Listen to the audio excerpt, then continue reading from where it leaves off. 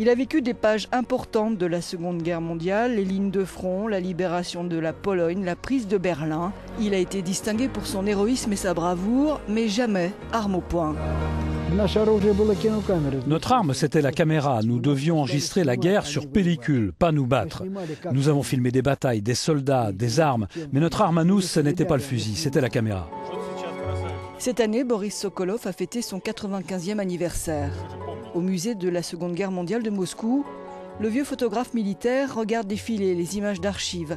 Il se souvient de ses premières prises sur la ligne de front en 1944.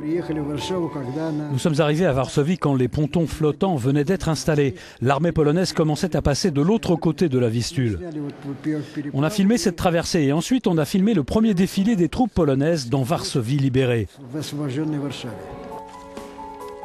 Sokolov, comme tous les caméramans militaires, a toujours travaillé en double avec un compagnon. La caméra pesait 3,5 kg et il fallait plusieurs bobines de pellicule de 500 grammes chacune à chaque fois.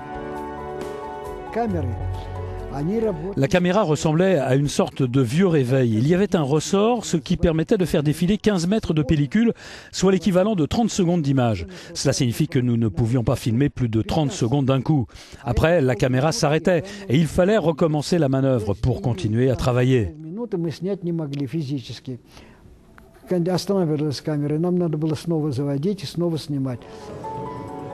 Parfois, à cause des problèmes techniques, certaines prises de vue ont dû être préparées.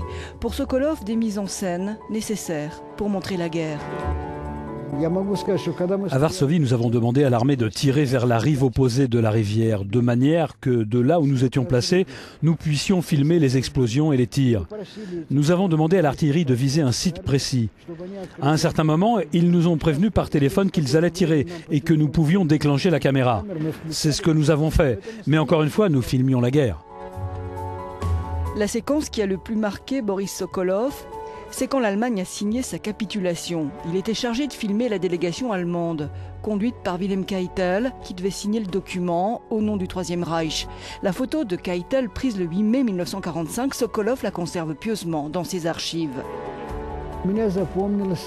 Je me souviens encore du comportement de Keitel. Il a été très arrogant dès le début de la cérémonie.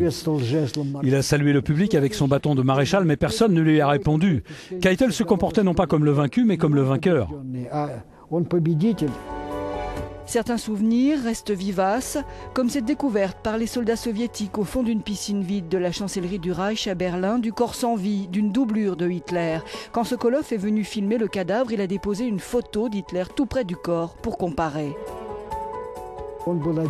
Il était habillé comme Hitler, ruban avec la croix de fer comme celui de Hitler. Cheveux peignés comme Hitler, petite moustache. Donc très similaire en apparence. Mais le nez de cette doublure était cassé. Et il avait pris une balle dans le front.